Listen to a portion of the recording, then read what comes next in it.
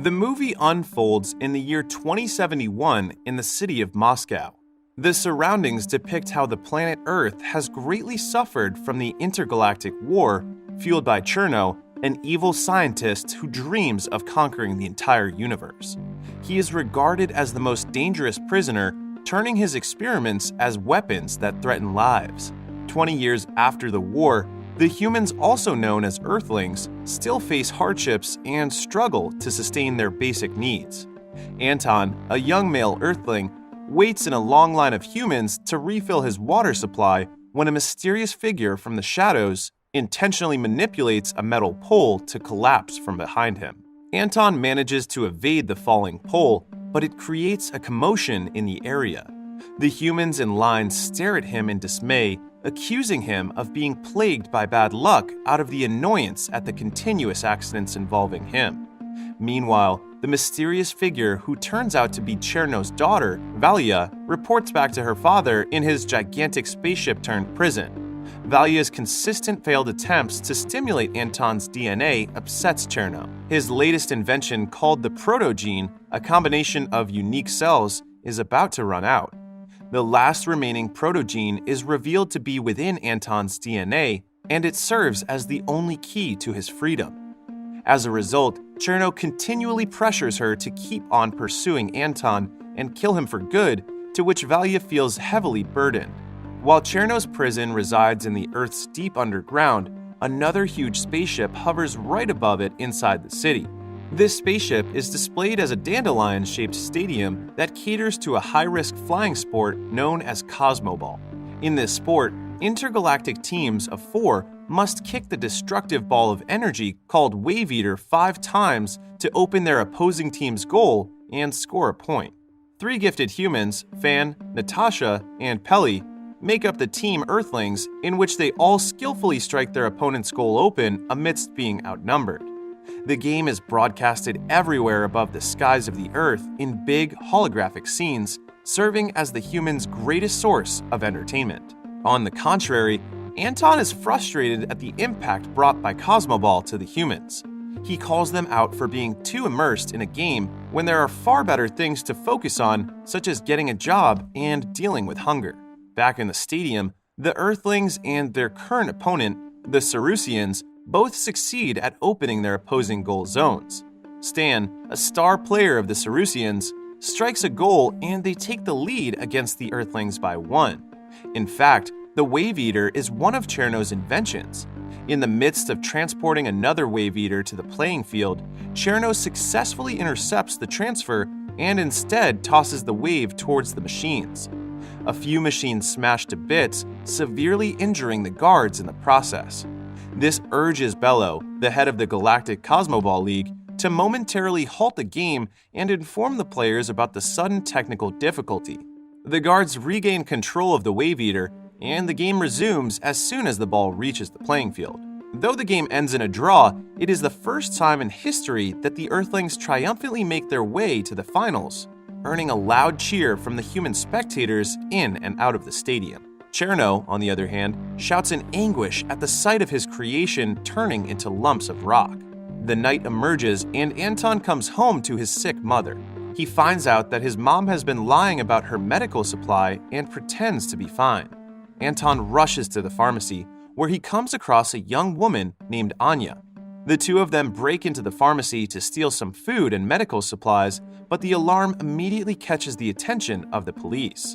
2 police officers, led by Captain Vasily, catch up to them. Anton pretends to surrender alone and distracts the officers while Anya remains hidden. He manages to create an opening by distracting them and is able to run away. Just then, Anton runs and crashes onto a rushing vehicle, causing him to shout in panic. Vasily checks the front of the truck only to find nothing else but the stolen medicine spilled all over the floor. They leave the place in confusion, while Valia, who has effectively concealed herself as the driver of the truck, grins in satisfaction. Later, it is revealed that Anya is also Valia, who has been following Anton all this time. Anton's fear has activated the protogene and his teleportation ability for the first time, as he teleports uncontrollably a few miles away from his previous location. Disguised as Anya, Valia lures Anton to her basement and captures his attention through their common interests, such as their shared dislike for Cosmoball and their desire to help their sick parents. Anton listens intently, oblivious of why Anya pulls a few strands of his hair to collect a portion of the protogene from his DNA. Anya brings the hair strands to her father. However, the protogene barely responds because of the inadequate amount. Meanwhile, Anton comes back home surprised at the sight of Bello and the Team Earthlings in their house. Bello confirms Anton's teleportation ability and expresses his interest in recruiting him as the fourth player of the Team Earthlings. Anton strongly declines, telling them that he does not like Cosmoball and that he has to take care of his sick mom. Natasha steps in and insists on finding a cure for his sick mom in exchange for his approval. She convinces both Bello and Anton, and they seal the deal with a handshake. Anton is instantly brought to the stadium ship, where he marvels at every sight. During his checkup, Bello takes a sample of Anton's genetic material in order to generate his very own Sputnik, a droid that will serve as his gear and buddy during the games. Everyone from Team Earthling owns a Sputnik that caters to their respective body composition. Anton slightly struggles in the first few minutes of training, but does not take long to control his teleportation abilities. He adjusts to the abilities quickly enough for Bello and the Team Earthlings to observe a situation that they have never encountered. Deep in thought, Bello instructs Anton to play for the first 2 games the next day and resume his training afterwards. Bello leaves with Natasha afterwards to meet with the Galactic Council and talk about a possible cure for Anton's mother. The Council displays their contempt in the thought of helping Anton and his mother's intergalactic infection, but Bello firmly insists on going by the deal. He regards Anton as the most gifted athlete after having seen his performance on the first day of training. Natasha spends time with Anton and expresses her fondness of him every chance she gets, which bewilders Anton most of the time. On another note, Valia, who has shapeshifted as her alternate identity Anya, captures Anton's attention through their shared dislike for Cosmoball and the same intention of finding a cure for her father. She takes advantage of Anton by giving him a poisonous pod that can possibly destroy the stadium ship and end Cosmoball for good. Anton's Sputnik arrives at the scene with Natasha to fetch him. Before they leave, Anya gives Anton a peck on the lips and slips the pod on his hand while Anton's Sputnik eyes Anya suspiciously. On their way back to the stadium ship, Anton grows interested in his Sputnik. Natasha tells him that Sputniks warn their owner on potential threats and may or may not activate battle mode depending on the probability of danger. Another game of Cosmoball commences the following day. The poisonous pod stays undetected even after going through inspection. The Team Earthlings link with their Sputniks to gear up for the game. Anton, who is warily holding the poisonous pod in his hand, gets it stuck beneath his glove. Anton talks to his Sputnik and removes the glove, and Anton uses his hand to squeeze the poisonous pod, and its sap spreads across the stadium ship's floor. Anton nonchalantly walks away after following Anya's orders and enters the waiting area. As the athletes enter the playing field, Anton finds himself surrounded by a large crowd full of welcoming cheers. Back in his house, his mom watches the game together with Vasily, looking healthier than ever from the continuous medications. Soon, the players get into position and start the game. Anton, on the other hand, sits on the ground and ignores the entire game, causing the audience to call him a quitter. Bello pauses the game to summon Anton, attempting to talk some sense into him. He shows Anton the entire machinery inside the stadium ship and explains how Cosmoball is more than just a game. He tells Anton about the war, Cherno, the Wave Eater, and his last invention, which is the protogene. Ultimately, he says to Anton that being an athlete allows him to give his fellow Earthlings something to hope for amidst their current situation. Anton eventually realizes the repercussions of his action and runs back to retrieve the poisonous pod that he dropped, only to find that it has already seeped into a portion of the ship's stadium. He comes back to the playing field and shouts that the stadium has been infected, but to no avail as the game goes on. Bello fortunately notices him and reacts quickly by freezing the infected area. The poison continues to spread, and the stadium ship goes into emergency evacuation mode in order to protect the audience. Natasha arrives to free the remaining audience stuck inside when the Wave Eater dashes toward her direction. Anton sees this and races to her aid before the athletes kick the Wave Eater 5 times, which results in its meltdown. He loses consciousness from being hit by the Wave Eater, but he wakes up not long after.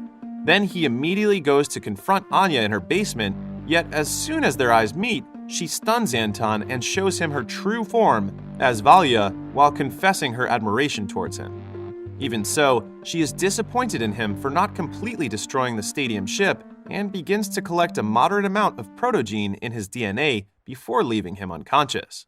Anton's Sputnik hurriedly looks for him after sensing the threat. Finding him lying unconscious, his Sputnik connects with him and ends up exhausting itself to heal Anton's injury. At the same time, Cherno acquires the protogene from Valia and begins his escape plan. Through the protogene, Cherno summons another one of his creations, a gigantic puppy-like creature. He links himself with the creature to gain full control and uses it as a spaceship. The protogene in his possession also grants him the ability to teleport his way out. After a while, Anton wakes up and sees Natasha and Bello beside him. Somewhere inside the same basement, Bello hears Cherno calling his name. Cherno addresses Bello as his creator and invites him to join forces with him. Natasha becomes confused upon hearing this. She questions him up front, but Bello shrugs her off. Along with the Cerusians and Amazonians, they all gather outside and briefly encounter Cherno as he successfully escapes and teleports out of planet Earth. Meanwhile, the athletes stay on guard throughout the city while Bello informs the Galactic Council. He also reveals the closely guarded secret about Cosmoball to everyone. They learn that Cosmoball is not a game, but a war, and that the stadium ship is built to prevent the destruction of the planet.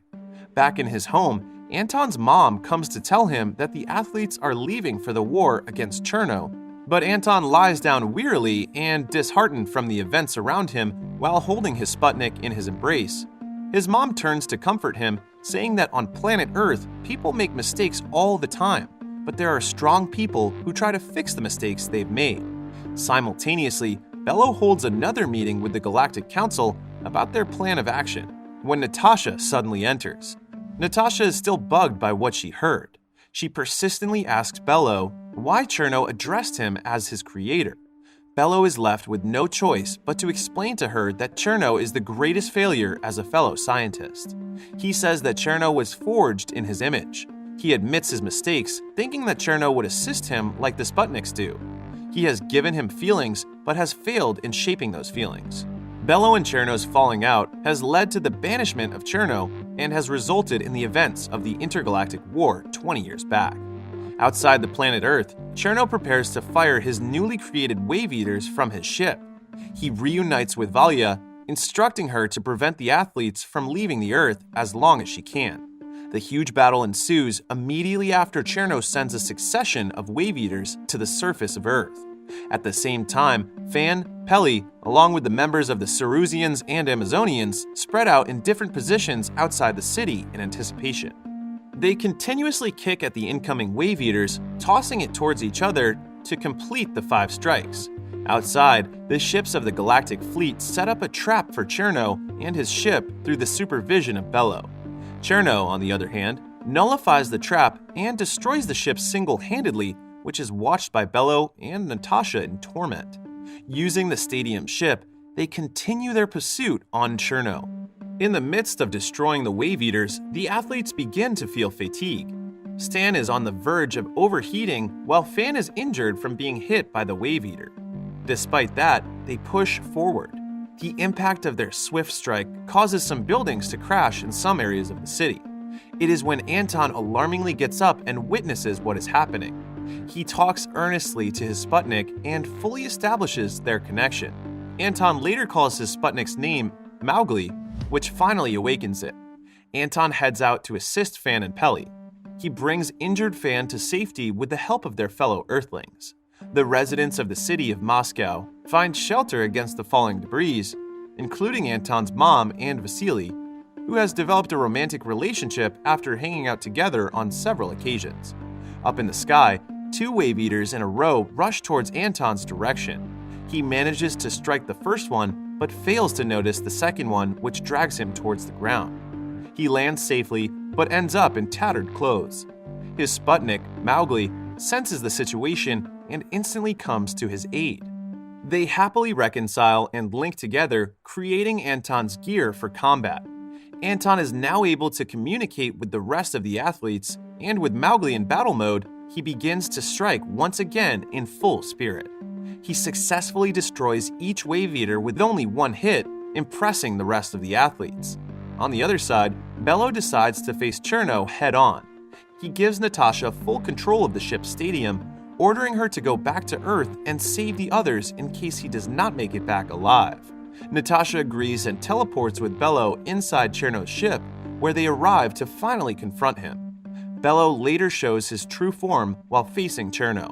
They shortly catch up on the 20-year gap, and immediately after, their battle transpires. Cherno sneaks an attack towards Bello, but they quickly catch on. In response, Natasha teleports right in front of Cherno to kick him, but Valya interrupts her.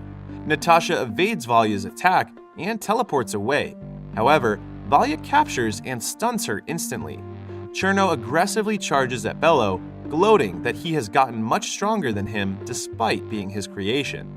Meanwhile, Anton successfully teleports on the Earth's moon with Mowgli, witnessing the moon's sorry state.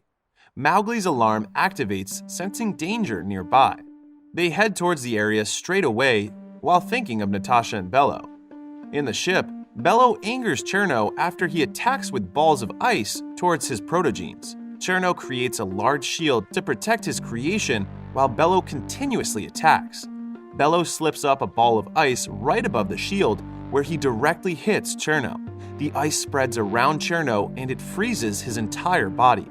When Bello's constant attacks break the shield and almost freeze Cherno's entire creation of protogenes, Valya shapeshifts to Natasha's form and stuns him. Valya currently gains the upper hand, incapacitating both Bello and Natasha before she destroys the ice that has been trapping Cherno. Cherno breaks free and utilizes his elastic gear to strangle Bello. He says his parting words and is about to kill him, but Anton arrives in time. Anton takes Valya hostage against Cherno, making him release his hold on Bello. Cherno walks towards Anton's direction and challenges him as if he can never kill Valya. He mentions that Valya has never been a perfect creation and stabs her in the abdomen himself. Cherno's blade lightly touches Anton's gear, and it pushes him forcefully on the lining of the ship, where he is trapped and unable to teleport. Bello barely manages to keep Cherno distracted by dropping a bead of ice in an attempt to neutralize the power of the ship. The evil Cherno proceeds to direct his makeshift spear towards Bello and kills him instantly. Anton takes the chance to connect with the ship itself through their shared cells. He meets the puppy-like creature and it wildly chases him. As Anton nears the exit, he decides to stop and directly faces the creature instead. The wild creature is taken aback, its limbs coming to a full stop in front of the Earthling. They both stare at each other for a moment, and Anton later protests vehemently at the creature for its threatening behavior. It roars at him in reply before it senses their connection. Pushing further, Anton calms the creature by lightly touching its head. Soon enough, he successfully establishes trust with the creature, enabling him to break free of the lining of the ship. Furthermore, the creature grows fond of Anton, which ultimately destroys its connection from Cherno. Cherno tries to resist and exclaims that he is the master, but the creature no longer listens to him. He is mercilessly ejected out of the ship and tossed onto a massive ball of hot gas, where he melts to death. Natasha regains control of her body after being released from the trap. Anton teleports back to her, and together they return to Earth. On Earth, the citizens have grown tired of hiding. They become determined to survive and gather to fight for humanity. Through Valya's lead, they go to position, ready to fight the wave eaters coming their way, when all suddenly stop and stay in place after Cherno's defeat. Claiming their victory, the residents of the city of Moscow cheer out loud. After some time, the city is brought to better shape under the leadership of Natasha. The energy from the remaining wave eaters has been harnessed to restore and improve the way of life on Earth. In her speech, she stresses that it is the time for Earthlings to live, not just survive. It is broadcasted all over the planet, with everyone honoring Bello's sacrifice. The movie concludes with the Team Earthlings reuniting after Natasha's speech along with Anton's mom, new stepdad Vasily, Mowgli, and the creature who he now calls Kid.